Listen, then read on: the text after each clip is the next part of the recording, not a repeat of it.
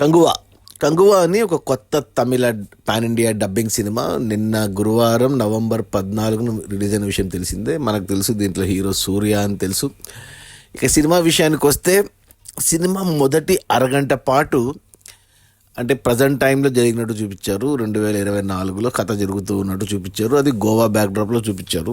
సూర్య, మన hero Suriya and heroine Disha Patani, comedian Yogi Babu, ఇలా వీళ్ళ బౌంటీ హంటర్లుగా చూపించారు వాళ్ళని. రీసెంట్గా మనం కల్కిలో చూసాం బౌంటీ హంటర్లు అనేది, మన ప్రభాస్ బౌంటీ హంటర్ ఉంటాడు.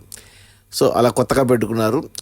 అక్కడ గోవాలో మంచి హీరో హీరోయిన్కి మంచి సాంగ్ ఒకటి, మంచి పెప్పి నెంబర్, అది ఆల్రెడీ యూట్యూబ్లో ఉంది, వచ్చింది పాట. యోలో అని డిఎస్పి మ్యూజిక్ డైరెక్టర్ అతనే పాడాడు, దేవిశ్రీ ప్రసాద్. నాకు చాలా ఇష్టం ఆ సాంగ్. బయట విన్నప్పుడు రోజు వింటూ ఉన్నాను. సో అది లిరికల్ వీడియో బయట యూట్యూబ్లో చూసింది, బట్ సినిమాలో చూసినప్పుడు చాలా కలర్ఫుల్గా అండ్ మోస్ట్లీ మన దిశా పటానికి తెలుసు కదా, చాలా హాట్గా ఉంటుంది. అండ్ అందులో ఆ సాంగ్లో బికినీలో కనువిందు చేసింది. ఇంకా ఆ పాట వరకు బాగుంది. మొదటి అరగంట పాటు బాగా ఉన్నింది సినిమా. అంటే అక్కడ మెయిన్ ప్లాట్ ఏదైతే ఉందో, అంటే కంగువా అంటే మన సూర్య క్యారెక్టరు ప్లస్ ఒక చిన్న పిల్లవాడు, వీళ్ళిద్దరి మధ్యన ఏదో ఉంది అన్నట్టు చూపించారు. ఏదో పునర్జన్మ లాంటిది ఏదో ఉన్నట్టు మనకు సస్పెన్స్ మెయింటైన్ చేశారు. అంటే మనకు మగధీరలో ఎలాగైతే రామ్ చరణ్ కాజోల్కి 400 ఏళ్ల క్రితం జరిగినట్టు చూపిస్తారు, అలాంటి ఫ్లాష్ బ్యాక్ ఏదో ఉందన్నట్టు చూపించారు. అరగంట తర్వాత ఫ్లాష్ బ్యాక్లోకి వెళ్ళిపోయారు. ఇక కంగువా మెయిన్ స్టోరీ ఏదైతే ఉందో, కంగువాది ప్లాట్ 1076 సంవత్సరంలో జరుగుతున్నట్టు చూపించారు. అంటే 1000 ఏళ్ల క్రితం జరిగినట్టు చూపించారు కథని. ఇక అక్కడికి వెళ్తే అక్కడ కంగువా స్టోరీలో ఐదు కోనలు, అంటే తెగలు, 5 జాతులు అన్నట్టు, 5 ఊర్లు అనుకోవాలి. అలా అలా ఒక దానికి మన కంగువా ఉంటే, ఇంకో దాంట్లో మన విలన్ బాబిడియోలు, ఇంకా మిగతా 3 తెగలు మామూలు అన్నట్టు. అంటే రీసెంట్గా మనం దేవరలో కూడా ఇలాంటి కాన్సెప్ట్ చూసాం. దేవర ఒకదానికి జూనియర్ ఎన్టీఆర్, ఒకదానికి శ్రీకాంత్, ఇలా ఆ తెగల మధ్య కొట్లాటలు, అలా ఇందులో కూడా అలాగే చూపించారు. ఈ 5 తెగల మధ్యన బాబీ డియోల్కి అండ్ మన కంగువా గ్రూప్కి ఏదో ఫైట్ ఉన్నట్టు, వీళ్ళని ఆక్రమించుకోవడానికి ఒక రొమేనియన్ ఆర్మీ వస్తున్నట్టు, అలా నీట్గానే ఎస్టాబ్లిష్ చేశారు, నీట్గానే చూపించారు. కన్ఫ్యూజన్ ఏం లేదు, నీట్గా క్లియర్గానే ఉన్నింది, అర్థమైంది. ఇక అక్కడ మన హీరో కంగువా ఇంట్రడక్షన్ ఫైట్, ఆ పాట ఏదైతే ఉందో టైటిల్ ట్రాక్ కంగువా అని, అది బాగా పాపులర్ అయింది ఆ పాట.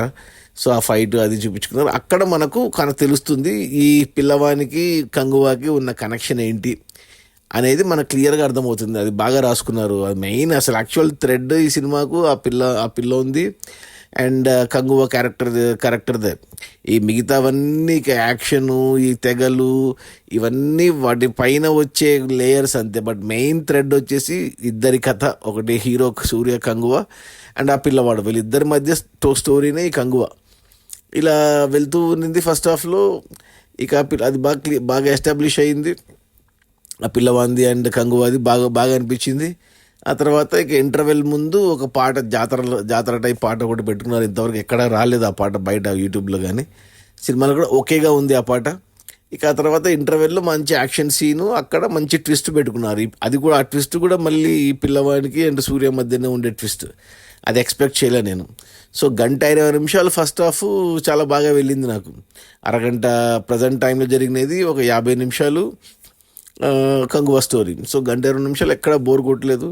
మంచిగా 3 పాటలు, 3-4 యాక్షన్ సీన్స్, ఎస్పెషల్లీ ఆ యోలో సాంగ్, అన్నీ బాగా అనిపించాయి నాకు. ఇక సెకండ్ హాఫ్ ఏముంటుందబ్బా, ఎందుకంటే ఆల్మోస్ట్ మనకు అన్నీ తెలిసిపోయింటే, కథా పాయింట్ తెలిసిపోయింది, పిల్లోనికి కంగువాకి మధ్య రిలేషన్ అర్థమైంది. ఇక ట్విస్ట్ ఒకటి ఉంది, ఆ ట్విస్ట్ని ఎలా సాల్వ్ చేస్తారు, ప్లస్ ఇంకా బాబీ డియోల్కి అండ్ సూర్యకి మెయిన్ ఫైట్, ఈ రెండే పెండింగ్ ఉన్నాయి. మరి సెకండ్ హాఫ్ అంతా ఏం నడుపుతారు అనుకున్నాను. సెకండ్ హాఫ్లో మొదటి అరగంట పాటు మళ్ళీ ఈ పిల్లవాడు అండ్ సూర్య మధ్యన ఉండే ఆ ట్విస్ట్ వల్ల వచ్చిన కాన్ఫ్లిక్ట్ ఏదైతే ఉందో అది రిజాల్వ్ చేయడానికి పెట్టుకున్నారు ఒక అరగంట పాటు. అక్కడ ఒక మంచి పాట ఉంది, అది సినిమా రిలీజ్కి 2 రోజుల ముందు వదిలేరు ఆ పాటని యూట్యూబ్లో. అది చూసాను నేను, నాకు ఆశ్చర్యం వేసింది. ఏంటబ్బా కంగువాలండి ఇంత యాక్షన్ మూవీలో ఇలాంటి మెలోడీ, ఇంత సెంటిమెంటల్ ఎమోషనల్ సాంగ్ ఏంటబ్బా అనుకున్నాను. చూశాను నేను అది. దానితో లిరిక్స్ చాలా బాగున్నాయి ఆ పాటలో. మన్నింపే గుణమే అనే పాట, సింగర్ ఎవరో భలే పాడారు తెలుగు లిరిక్స్ కూడా చాలా బాగున్నాయి, చాలా అర్థవంతంగా ఉంది ఆ పాట. ఆ పాటలోనే సినిమా కథ అంతా ఉంది. సో అది బాగా చూపించారు ఆ పాట, వాళ్ళిద్దరి మధ్యన బాండింగ్, అదంతా మంచిగా వెళ్ళింది హాఫ్ అన్ అవర్ తర్వాత. ఇక తర్వాత ఏముంది, ఇక ప్రీ క్లైమాక్స్, అంటే అంత ప్రీ క్లైమాక్స్ కంటే ముందు ఇంకా ఒక ఆడవాళ్ళది ఏదో ఫైట్ ఒకటి పెట్టుకున్నారు మంచుకొండల్లో. అంటే ఏం లేదు, కంగువా అని క్యారెక్టర్ని చూపించడానికంటే ఒక్కొక్క ఫైట్లో ఒక్కొక్క క్యారెక్టర్ అతంది. అంటే ఆడవాళ్ళని అంటే ఏమంటారు, వాళ్ళు ఒక ఒక లీడర్ మాదిరి వాళ్ళని ఇన్స్పైర్ చేసి ఫైట్ చేపించడము ఒక క్యారెక్టర్ అలా, ఇంకో దాంట్లో అతని వీరత్వము, ఇంకో ఫైట్లో అతని దయాగుణము, ఇట్లా అన్ని క్యారెక్టర్స్ ఒక లీడర్కి ఉండాల్సిన లక్షణాలన్నీ ఎస్టాబ్లిష్ చేసుకుంటూ వచ్చారు మనకు. ఇక ప్రీ క్లైమాక్స్కి ముందు ఇక మామూలు అప్పుడు మనకు అంటే ఈ 1000 సంవత్సరాల క్రితము ఏదైతే ఇన్సిడెంట్స్ జరుగుతుందో ఆ పిల్లవానితో పాటు, ఆ పిల్లవానికి అంటే మన కంగువ ముందు అదే ఇన్సిడెంట్ ఇప్పుడు 2024లో మళ్ళీ రిపీట్ అవుద్ది. సేమ్ ఇన్సిడెంట్, అదే పిల్లవాడు, అదే అదే సూర్య.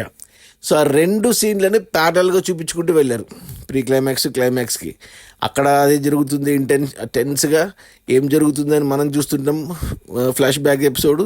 At the same time present టైంలో కూడా అదే చూపిస్తారనమాట, ఇక్కడ ఏం జరుగుతుంది అనేసి. సో 2 ఒక సీన్ అది, ఒక షాట్ అది, ఒక సీన్ ఇది, అలా ప్యారలల్గా చేసుకుంటూ వెళ్ళారు. అంటే ఆల్మోస్ట్ క్లైమాక్స్ అనుకోవాలి ఇంకా దాన్ని. అలా చూసి 2 సీన్లు ఎండ్ అవుతాయి, ఫ్లాష్ బ్యాక్ ఎపిసోడ్ అండ్ ప్రజెంట్ది. సో మంచిగా అనిపించింది, బాగానే కనెక్షన్ పెట్టుకున్నారు, బాగానే లాజికల్గా బాగానే రాసుకున్నారు, బాగానే చూపించారు. ఏమంటే ప్రజెంట్లో జరుగుతున్న యాక్షన్లో కొంచెం ఓవర్బోర్డ్ అయింది యాక్షన్. అంటే ఓవర్బోర్డ్ ఏం కాదులే, మామూలుగా ఇలాంటివి హాలీవుడ్లో చూస్తే మనం అబ్బా అంటాము, మన సినిమాలో చూసినప్పుడు మనం ఓవర్బోర్డ్ అంటాం అంతే. ఆ ఫ్లైట్ యాక్షన్ సీన్స్ అవన్నీ.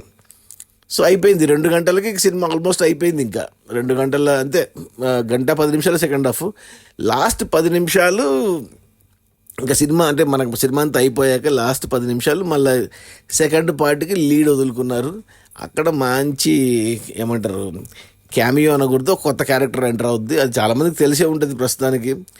ఆ క్యారెక్టర్కి మళ్ళీ ఈ కంగువా స్టోరీ కనెక్షన్ పెట్టి, అది ఫ్లాష్ బ్యాక్లో కనెక్షను ప్లస్ ప్రజెంట్ టైంలో కనెక్షన్. సో పార్ట్ 2కి లీడ్ వదిలారు, అది కూడా చాలా బాగా అనిపించింది.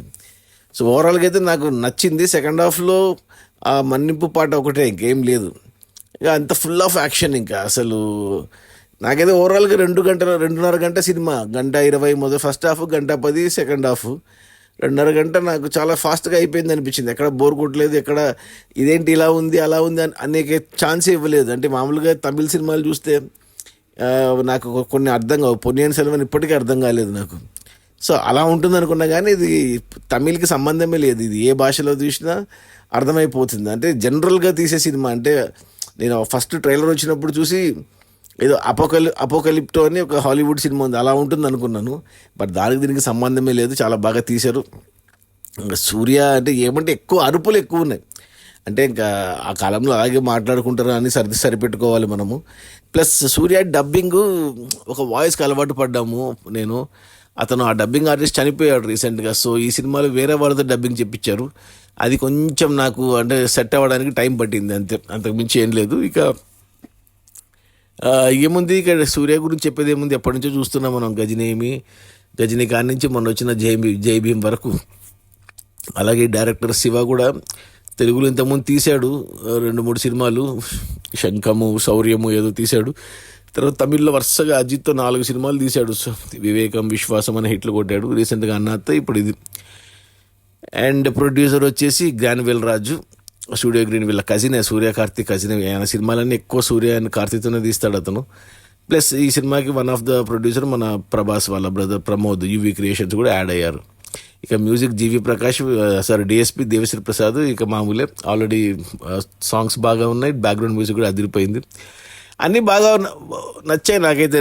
బాగుంది సినిమా, నాకైతే నచ్చింది. ఇంకా ఇంతకాటికి ఏం ఎక్స్పెక్ట్ చేయలేము. ఏమంటే ప్రతి సినిమాని మనము బాహుబలితో కంపేర్ చేస్తాం, అక్కడే ప్రాబ్లం వస్తుంది. అందరూ రాజమౌళులు కాలేరు, అన్ని బాహుబలులు కాలేవు. అంటే ఆ హై ఎమోషను, ఆ హై ఏదైతే ఉందో అలాంటివి ఎక్కడ కలగవు. అంటే మెయిన్ ఈ సినిమా నడిచేది ఆ పిల్లవాడి సెంటిమెంట్ మీద అండ్ కంగువా సెంటిమెంట్ మీద. వాళ్ళిద్దరి మధ్యన ఆ బాండింగ్ మనకు కనెక్ట్ అయితే మనకు చాలా హై ఇస్తుంది. అంతగా కనెక్ట్ కాము, అది జస్ట్ అలా లైట్గా వెళ్ళిపోతుంది. సో ఓకే, నాకేం కంప్లైంట్స్ ఏం లేవు సినిమా మీద. నాకు నచ్చింది సినిమా. నా రేటింగ్ వచ్చి 3/5. సో చూడమని చెప్తాను. ఎవరన్నా అడిగితే నన్ను చూడొచ్చా అంటే ఖచ్చితంగా చూడొచ్చు, ధైర్యంగా చూడొచ్చు. ఫ్యామిలీస్తో చూడొచ్చా అంటే హ్యాపీగా చూసేయచ్చు, నో ప్రాబ్లం. సో చిన్నపిల్లలకు కూడా నచ్చే అంశాలు చాలా ఉన్నాయి. మొసళ్ళతో ఫైటు, పులులు, ఏనుగులు ఇలా అడవిలో జరుగుతుంది కాబట్టి అలా అన్ని అంశాలు ఉన్నాయి. ఏమంటే కంగువా మంచి పని చేశారు. కంగువా స్టోరీలో హీరోయిన్ లేదు, ఏమీ లేదు. అంటే సరిపోదు టైము, ఇంకా అవన్నీ పెట్టుకుంటే 3 గంటల సినిమా అవుతుండే. సో మంచిగా మంచిగా పెట్టుకున్నారు, మంచిగా తీశారు. చాలా ఖర్చు బాగా విపరీతంగా పెట్టారు, కనబడుతుంది. 350 కోట్లు కనబడుతుంది.